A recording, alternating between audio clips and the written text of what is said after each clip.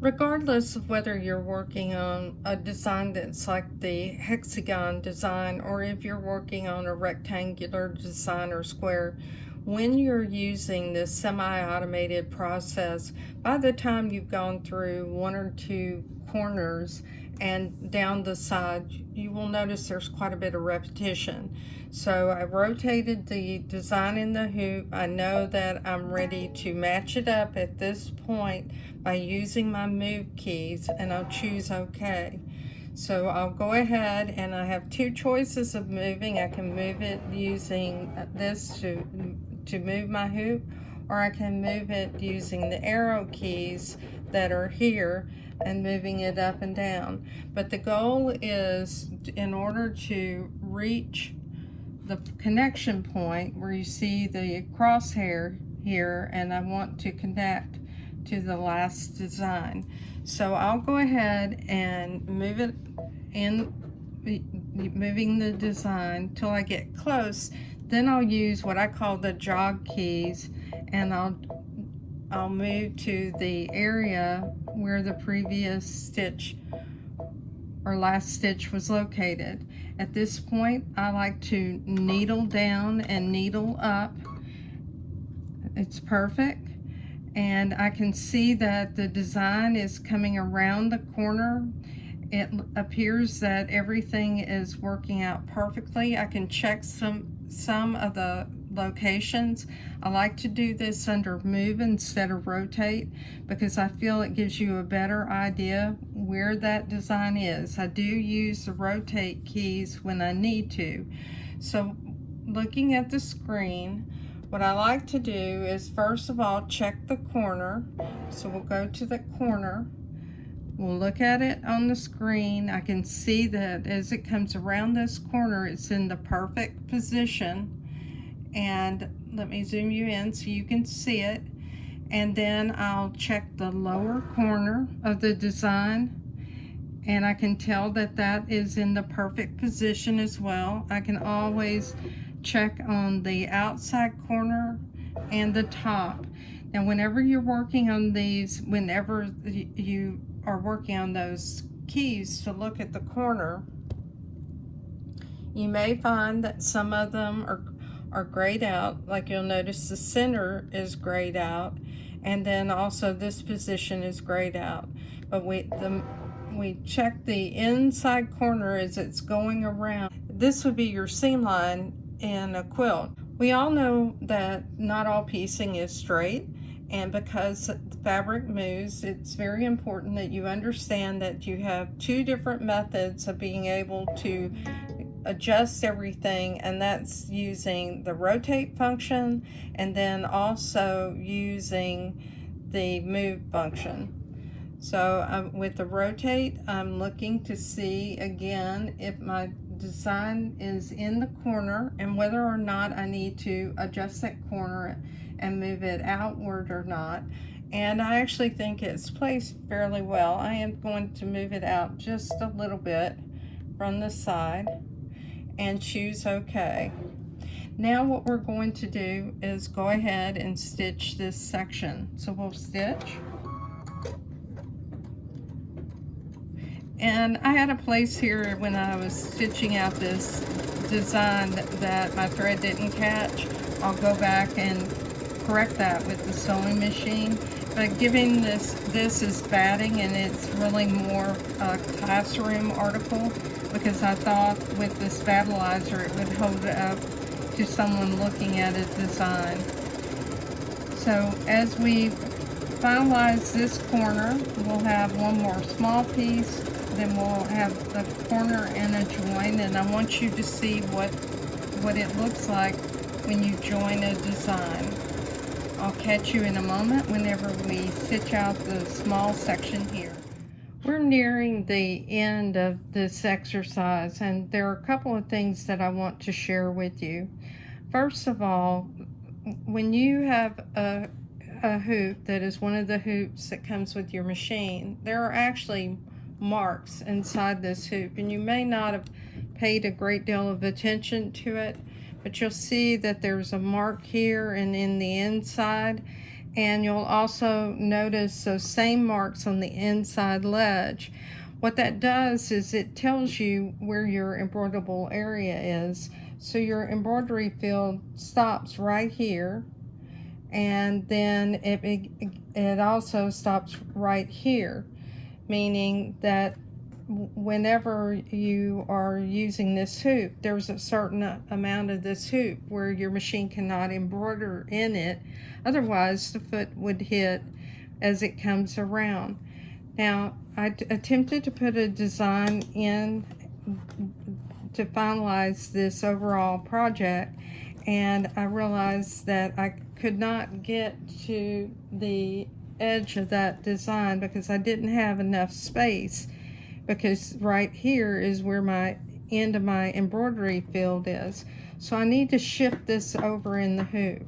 So I'll go ahead and move it over in the hoop, just sliding it over. You can take your fabric and you can hold on to the sides of it like so, and then place it over your hoop. And what I like to do is seat one end of it first, and then I can go ahead and seat the other end. Now what I want to do is to move this up. Let me move the camera so you can see. I want to move it up so that I can tighten it.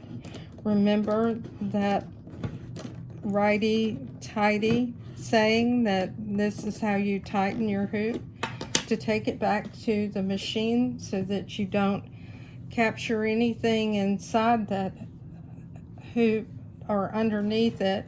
Go ahead and carry it like this, and we'll go back to the machine, choose OK, and the embroidery unit will move. Now what we need to do is pay attention to this point and match our design. We'll choose OK. We'll use the move function to move this into the correct position, and I believe I have it in the correct position, so let me show you that. We'll needle down, and it actually needs to move down just a little bit, and that'll be perfect. Now I'll look at this inside corner, and it's a little close, but I also know that when I go to rotate, I'll be able to grow this side a little bit. So I'll zoom you back out. We'll choose OK. Now in rotate, we need to pay attention to these 2 points. So we'll choose OK. And what we'll do is we'll grow the corner. Right now, let me show you what it looks like. I want to grow this corner about 1/8 of an inch so it comes past the end, so that my designs will match. So we'll do that by using this jog button. And when you have it about as far as you can get it, you'll hear like a double clicking noise. That means it's as far as it can go. So now we're ready to embroider this design. I'll go ahead and let you watch this one stitch out. We have one more design and this will be finished.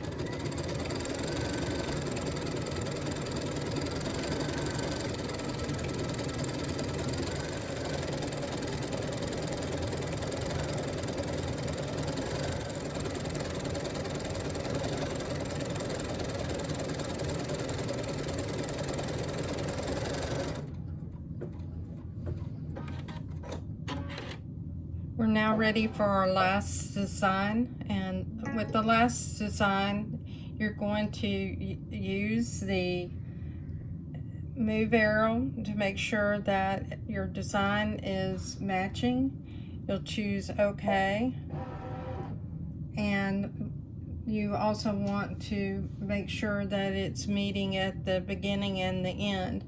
I can tell from looking at it under the needle. Let's just go ahead and zoom in. It looks like it's matching up perfectly here, so I'll needle down. That's a perfect match. Now what I'll do is go to the end point. Let me show you the end point. So it's matching perfectly here. This is the connection point. I'll choose OK. And now I get the screen that tells me that I can use the rotate keys if I need to. But I can also grow this design if I need to do that in order for it to match up. Now I'd like you to look at this. You can see right here that this is the crosshair. I actually think that it's going to match up perfectly without any adjustments. I'll needle down and you can see my thread is over just a little bit to the right. So what I need to do is I need to possibly take it and rotate it a degree or so to the left. And I've done that, so let me go ahead and do the needle down again, needle up. You can see that it is off just a small fraction. I'm going to grow it just a small fraction. And then what I'll do is I will move it in a fraction of a degree. So this is like in 0.1 increments.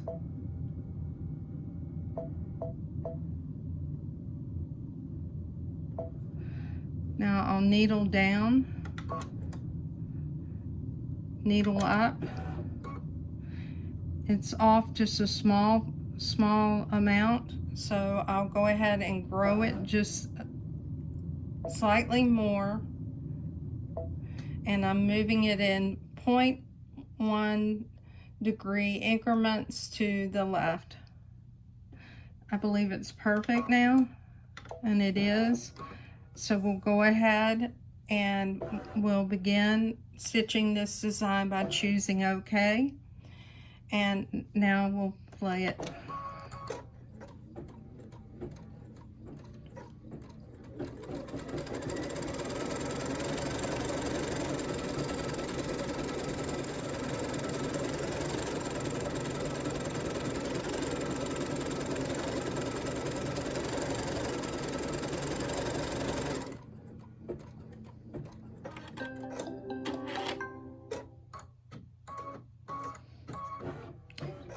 Okay, I want you to look at this ending. That's about as good as you can get.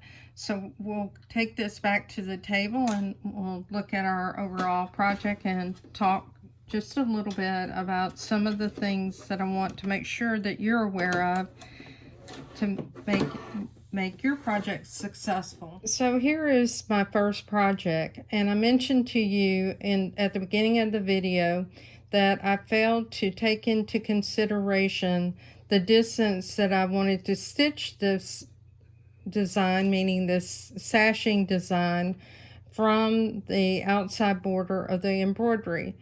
So when I created this, I did not take that measurement into account.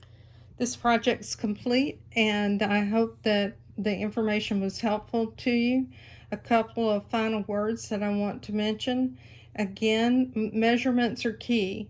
So when you take your measurements, if you're placing this inside of a quilt that already has seams where you have a defined width, make sure you reduce the overall width of your design so that you have a small amount on each side, and it gives you a pleasing look.